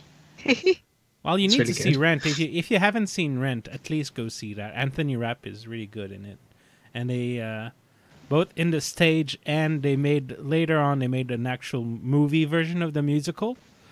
And I recommend it. It's a landmark in terms of Broadway, so you can't avoid it. Right, so do we want to quickly recap last week's episode and then wrap it up? Well, there was a severed baby head, and people freaked out, and then no, it wasn't an actual severed baby's head. They did not kill a baby for the episode, first of all, and even within the episode, it was a fake head replicated from DNA. So calm down, people. Yeah. And yeah, I mean, Yes, that's been one Jen this week. People have actually been saying, oh, baby's head. And they had a severed head of Ash Tyler as well. Yeah. It was a bit gory, yes, I agree. But then again, if you watched Star Trek Discovery up to that point, don't watch it with kids, or don't watch it with your younger kids. Or if you do, watch it first and cover their eyes at the right moments, which a friend of mine does. And, one thing I really find interesting is how Americans can be so prude sometimes. Like, you say fuck once in a show, and then you're barred for life. And that is why I love British TV. Because you can, well, not necessarily fuck, but you still have colorful metaphors. Whenever I watched, I love 8 out of 10 Cats Does Countdown, or QI, or I watch what's the other show? I watch The Big Fat Quiz of the Year, and so much more colorful language and proper use of English, which, coming from a French-speaking guy, should be high praise. I have to admit, our TV is quite colourful in some areas, isn't it, Jen? Yeah. It's not for the faint of heart, really. I mean, obviously I don't know what you watch, but I mean, some of the stuff that I watch, even I'm surprised that they get away with some of the stuff that they do. Oh, yeah. I mean, at the same time, when we're talking about, we do have relatively stringent, what do they call them? Censors, in a way, for the guidelines of the ages and stuff. But, one of the things that I am one of those people that was a bit about them having to say fucking Discovery. Yeah. We may have more colourful language in British television on the whole, but at the same time, children's television and when before the watershed, for example, tends to be quite controlled, and when there is something that breaks those rules, then it does get a bit of a slap on the wrist. Obviously Discovery isn't on normal television, it's on a streaming service, blah blah blah blah blah blah blah. I do find one of the things I do find it a shame that it does push out a bit too much, that you couldn't just sit down with kids. And I know people have arguments against that. That's something that I don't have kids myself, so it's not like I can't sit and watch with my children, but that's something I'm a bit about with Discovery. But anyway, continue before I go. I understand. No. I mean, it's completely understandable, and I mean, even taking Generations as an example, where Data says, "Oh shit," it's I guess it was done kind of like in a funny way in in Generations, but even I found it a little bit, swearing in Star Trek, but not because I mean, you get bloody or bloody hell or for God's sake or whatever, but for it to be there kind of took me by surprise. But I don't know. I mean, I get that people have issues with swearing, but I can't really say much, because if you spent an hour around me, you'd realise that that's what I do. But yeah, so yeah, all in all, the episode was okay, but it still kind of fell back into the pacing of the first season. But I think it was kind of necessary. They had to close a few plot lines from the first season on the Klingon side, and while still having to advance the stuff that's happening on the Discovery. Amanda's presence was interesting. I'm looking forward to know what actually Burnham did to Spock to earn that kind of reaction. Because apparently, Jen, for your knowledge, Burnham did something to Spock that was so bad that he refused to speak to her ever since. So, and I don't know exactly. We don't know exactly what that since is when. If that kind of sentence makes sense. But we do know before, because people have been spreading that, oh, they had relations, and that's what, before. We do know it's not that. So, it's not because they had any sort of relationship other than brother and sister. But I think it would be probably more along the lines of she traumatized him in some way. Yeah. To keep him away. But I mean, basically what it was is she did that, Jen. So, because she was in danger from the Vulcan isolationists, like purists. Yeah, logic extremists. We'll call them gatekeepers. Yeah. Vulcan gatekeepers. And basically she did that to protect Spock and the family from them. So that's kind of like why she did it. It wasn't just because, she was evil or whatever. But it'd be kind of interesting considering it kind of puzzled me a little bit because it didn't really make much sense that someone... Yeah. But, one thing I find interesting, and I will have to read that book eventually, is that apparently they took a lot of inspiration from, on that angle of logic extremists and isolationism, they took a lot from Spock's world, apparently. And... Haven't got to that one yet. Aha! So, yeah. I know, it's supposed to be a classic among classics. Yes, along they took apparently that, and from the Final Reflection by J.M. Ford. I think that is a good book. That is a good book. So the Klingon stuff was they picked a lot of stuff from that book. So which I always find fascinating when people say like, oh, they don't know anything about Star Trek, they don't know, and then you realize like they went and they took some really deep cuts from like really unknown books. Well, unknown to like the, general public. See, that's what that's what I kind of like about some of the writing on Discovery as well. Is they've tied in the whole Alice in Wonderland thing, and that was from the animated series. Yes. So. Yeah, I mean, one of the when you were saying about Amanda, one of the I caught as I was scrolling, as I do, looking for summaries. I caught, a little bit of a comment on the kind of Amanda Burnham thing.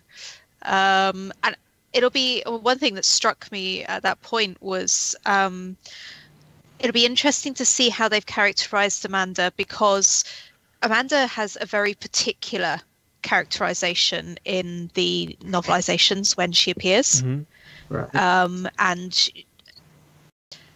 she's, characterized as a very benevolent woman, very patient. She'd have to be a saint to live with Sarek. Let's be honest here.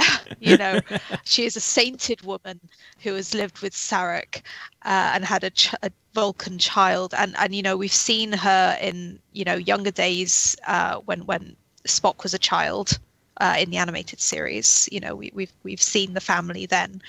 And the way she's characterized as this woman who, teaches off-worlders on Vulcan. She's a teacher, and she wouldn't blame anyone, and she doesn't hold grudges because that's how she manages to live with Sarek.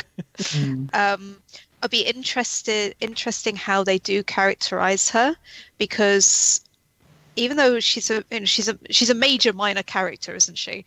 Yeah. Like we see her a total of 2 times in Star Trek, in the whole Star Trek, I think. Yeah, in the original series, I think it's twice. Yeah. I know only once in Babel. Yeah, and if you, Star Trek 4, basically you have the Babel episode, and then you have Star Trek 4, and that's the only 2 times you see her.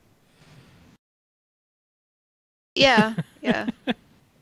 I mean, it will be kind of interesting to see how they flush that out, because one thing they touched on in this episode was Sarek had a very specific way that he wanted Spock to be brought up. Had to be raised Vulcan. He couldn't be around any sort of emotion or anything like that. So, I mean, I'm wondering whether, because obviously we don't get to learn that side of it in the original series. So I'm kind of wondering whether they've taken that from some sort of book as well, where he had to be raised as Vulcan could be, sort of thing.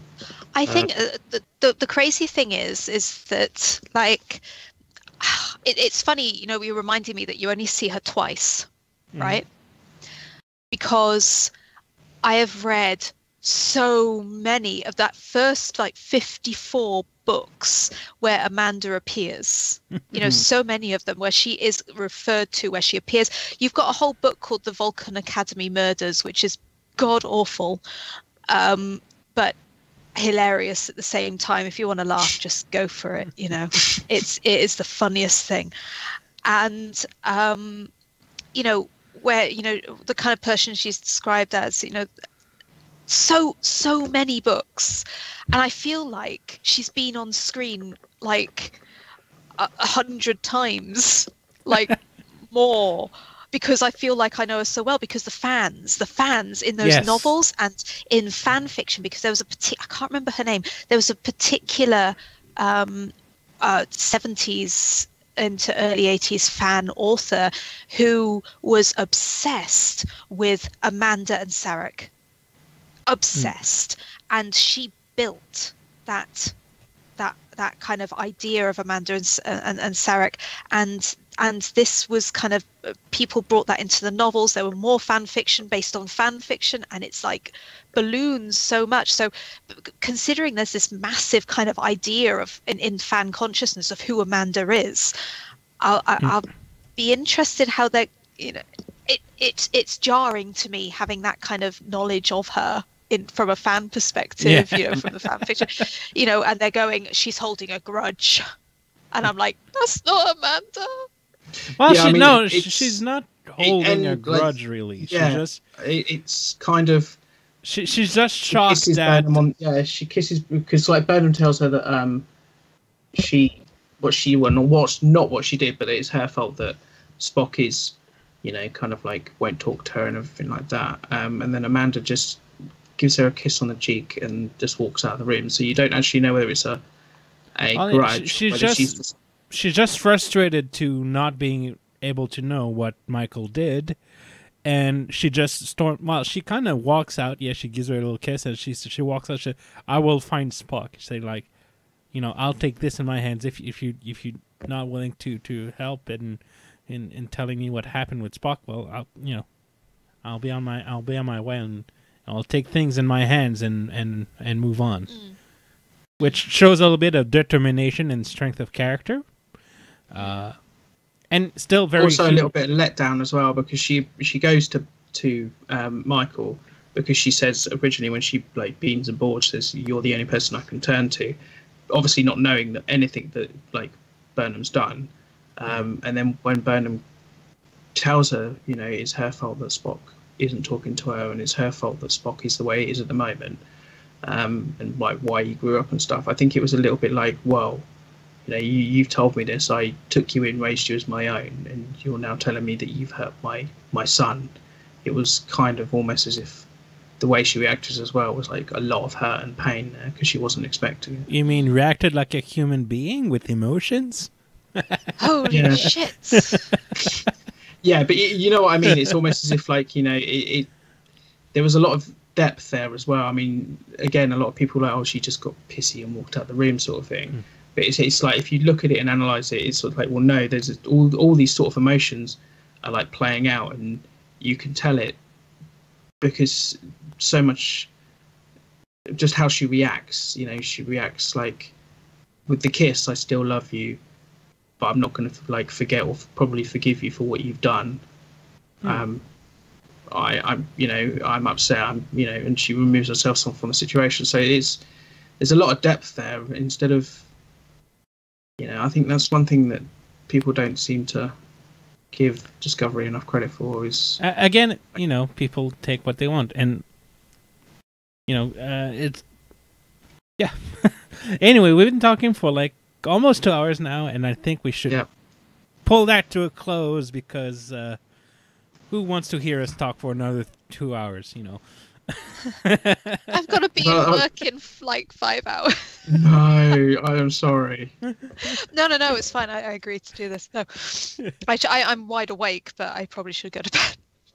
Good idea. So yeah, I mean, that's one of the downfalls I think about live podcasting, is you, like I said earlier, it's a good thing. Yeah. Well, it's not even so much that. I mean, I think it's more along the lines of you could just chat and chat and chat. But yeah, I think it's a case of not many people would want to listen to us talk over and over and over and over and over and over again. So Hey, look, we could be helping people with insomnia. Who knows? We could be Oh, putting people to sleep. There are podcasts for that, which I highly recommend. There's one called "Sleep with Me," and it's basically just one guy. Where? He like talks in a very monotone voice, and he actually does a few Star Trek review episodes where like he talks about a Star Trek episode in a very monologue. And I never get past the introduction of the podcast, and I fall asleep. And there's another one. Do you know Chuck Tingle? no. Okay. No. Oh my God, you're in for a treat. He's a erotic novella author, and he has now a podcast of his own. Well, it's not him reading the novellas; it's guest authors each time, and he has like and one of his most known books is like "Pounded in the Butt" by Space Raptors Wizards or something like that. Or Pounded in the Butt by the Concept of Mondays. It always takes like concept and like anthropomorphize. He manages to anthropomorphize something that's entirely intangible, and then write a whole erotic novella with it. And it's now a podcast. Listen to that; it's magical. You know what? If you can make money doing that kind of shit, you know what? We shouldn't look down on someone like that. Oh no, I'm not. Congratulate them for their ingenuity. Oh yeah, yeah. I'm just more worried about the fact that you told me about Mistress Janeway and now this erotic podcast. Oh man, I know lots of stuff. I hung out with furries, man.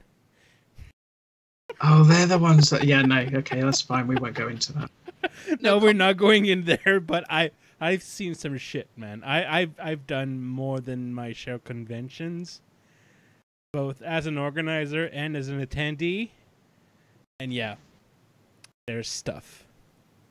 I wonder if they do a cosplay version of what are they called?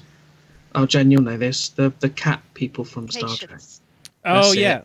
Well, yeah. Well, and is it fluorescents? The evil version of them. I think so. Yeah, but basically, you would go to a what they call a fursuit maker, which does the fursuits for the furries, and you show them a picture of Emrys, and then you will have your Emrys cosplay. I guarantee it. I've seen a few, actually, or depending You can go like cartoony with a fursuit, or you could go like in Star Trek V. If you remember, you had like kind of cat lady, but it was more of a human. Ah, the three-titted woman. There you go. Yes. So but she had like a little cat nose and a little kind of cat hair. So depending on what approach you want to your kind of cat man woman idea of a character, or lots of approaches, but yeah, there's always a possibility. And if it can be cosplayed, there's a will, there's a way. Oh yes, and if you wonder how I've heard of Mistress Janeway, it's in the Trekkies documentary. I think it was Trekkies 2. I'm not 100% certain, but Rick Berman said like that he received modified versions of action figures of Mistress Janeway, along with apparently a Klingon condom. Was this pre or before Discovery, where we found out Klingons apparently have 2 penises? Yeah, but they were ridges. That sounds even worse. Okay. Anyway, I think on that note, I think we officially reached the bottom of the barrel for tonight. Yeah. Right. Well, I want to thank you, Jen, for coming on, and thank you for having me. You're welcome at any time. It's like I say to anyone, more than welcome to pop along, or just come in just for the discussion or whatever. It's been a blast. I just gotta say that, Jen, you're a hoot. Thank you. All right, well, cheers, guys. Bye. Thank you very much.